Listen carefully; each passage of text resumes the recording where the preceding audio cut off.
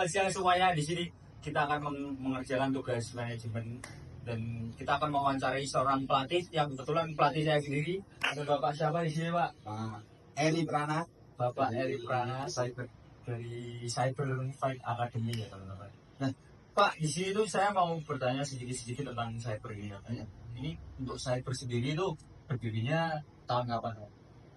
Kalau kita mau berdiri secara resmi kita langsung itu sekitar, kalau tidak salah ya, kalau saya sudah lupa ingat, sekitar kita itu langsung pada saat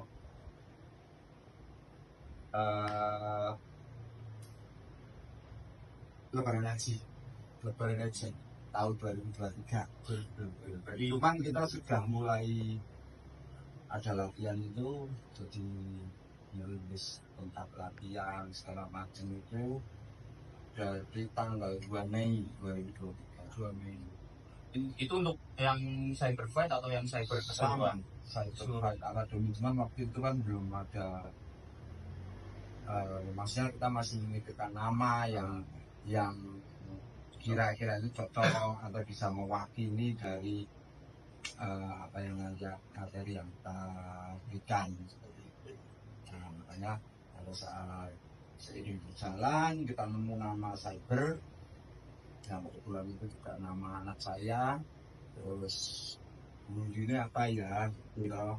Nah, tadinya sempat memikirkan macam-macam, akhirnya ketemu yang lebih general cyber pada ini. Wah, keren sekali teman-teman. Cut. Nah, untuk pertanyaan selanjutnya Bapak, kalau untuk sarana prasarana atau fasilitasnya di sini tuh ada apa aja sih Pak? Bisa disebutin nggak Pak? Ya, kalau kita ngomong sarana dan prasarana sih termasuk kita masih minim ya minim, cuman ya sudah alhamdulillah sudah cukup proper. Di sini ada beberapa yang masih harus peremajaan, cuman paling tidak kita berjalan itu untuk menunjang latihan sama untuk menunjang materi untuk dunia kompetisi, meskipun levelnya belum level yang terlalu tinggi, alhamdulillah sudah bisa menjangkau. Jadi kalau dilihat di sini ada matras, paling tidak kalau kita pas materi grounding atau materi tandingan. Jadi kalau di sini itu kan boxing, kickboxing, muay thai, sanda, terus dulu ada karate juga, ada kikusin, ada sotokan juga gitu. Nah, untuk penyesuaian sarana dan prasarana itu kan dari ke-4 atau 5 tadi yang saya sebutkan itu kan itu mencakup semuanya. Jadi kan ada benang merahnya semuanya. Kalau misalnya dari tangan ya kita pakai boxing, hampir mirip sama karate juga bisa diambil. Ya kita ada pad, ada glove buat nanti member atau siapa saja yang ingin latihan di sini tapi belum punya fasilitas. Seadanya ada glove, meskipun jelek-jelek yang penting masih boleh pakai. Terus ada beberapa sensak itu kebetulan kita ada 3 di depan, yang breaking ball, heavy back sama yang middle. Kalau kita buat anak-anak tidak terlalu berat, buat yang dewasa cukup itu belly pad. Terus kalau kaca itu sebenarnya nggak begitu ini ya, cuman ya penting juga, cuman karena kebetulan juga pas sama istri juga ada aerobik juga di sini gitu loh. Nah, fasilitas masih minim lah kalau bisa dibilang seperti itu, tapi juga proper karena kita membernya juga lebih banyak gitu. Nah, saya lihat juga disediakan handbrake di sini teman-teman. Jadi kalau mau bergabung nggak punya alatnya santai aja, di sini udah lengkap. Handbrake juga ada banyak, glove juga ada banyak. Berbaur sedikit Ya, yaitu baunya keringat atlet dari situ. Keringat, nah di situ sudah disediakan. Jadi ya kalau menurut saya udah lumayan lengkap lah ibaratnya. Cukup lah untuk di beberapa caburnya. Combat sport lah kita. Kak. 3. Nah, kita lanjut teman-teman. Kalau untuk visi dan misi cyber itu apa Pak kira-kira Pak? Kalau kita bilang misi sama visi, kita bilang visi dulu. Visi itu kita kan ngomong masalah apa ya, idealisme, optimisme dan sebagainya, Mas. Jadi kalau visi itu kan kita berakar dari pertama dari hobi, ya sudah jadi satu bentuk kegiatan yang bermanfaat. Kebetulan itu kita saya dari muda latihan terus ya kenapa tidak kita segarkan atau kita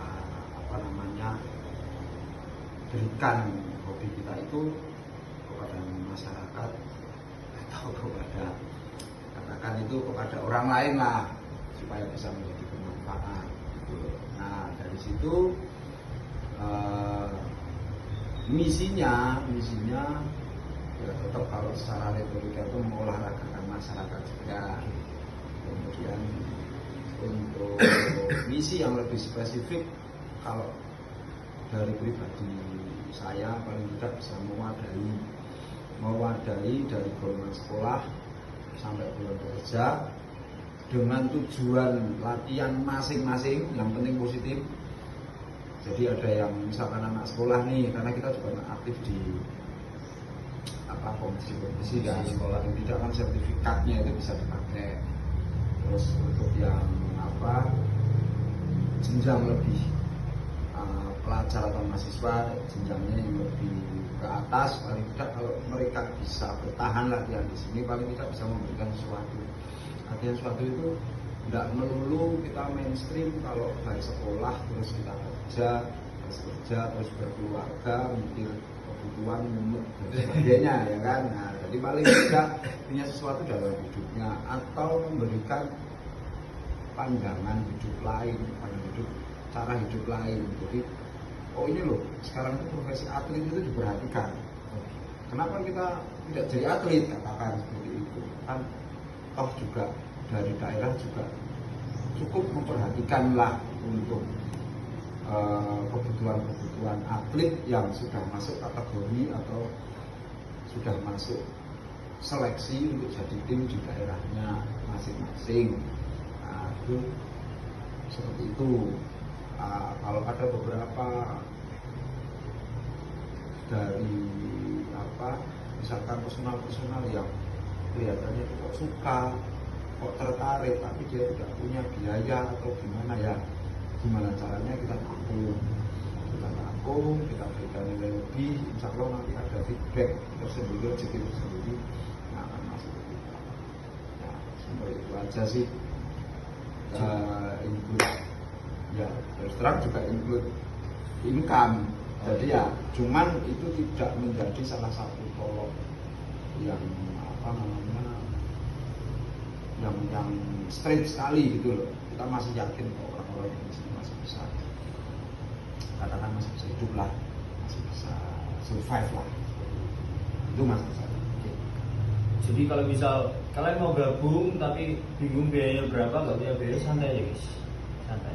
Masih bisa dibicarakan dengan katkus. 3. Untuk penutup Pak, ini pertanyaan terakhir ya Pak. Ada nggak sih pesan dan kesan untuk kita anak muda yang masih ragu-ragu untuk join semisal combat sport kayak gini itu gimana Pak? Oke, gini ya. Jadi kalau untuk yang muda-muda nih, atau yang ataupun yang sudah kerja atau udah berkeluarga, jadi intinya olahraga itu sebenarnya tidak mengenal usia. Katakan kalau memang kayaknya keras olahraga combat sport, kayaknya keras, cuman kita bisa sesuaikan versinya, sesuaikan misinya seperti itu. Satu secara olahraga. Jadi sekarang itu kan banyak penyakit kan, makanan juga banyak yang enggak natural ya, banyak yang proses itu ya itu seperti itu. Makanya untuk jaga kesehatan. Salah satu alternatifnya datang ke cyber, kita latihan bareng, kita have fun bareng, supaya stresnya juga hilang, emosinya juga terlampiaskan. Nah, itu mungkin itu aja. Oke. Baik, itu aja guys.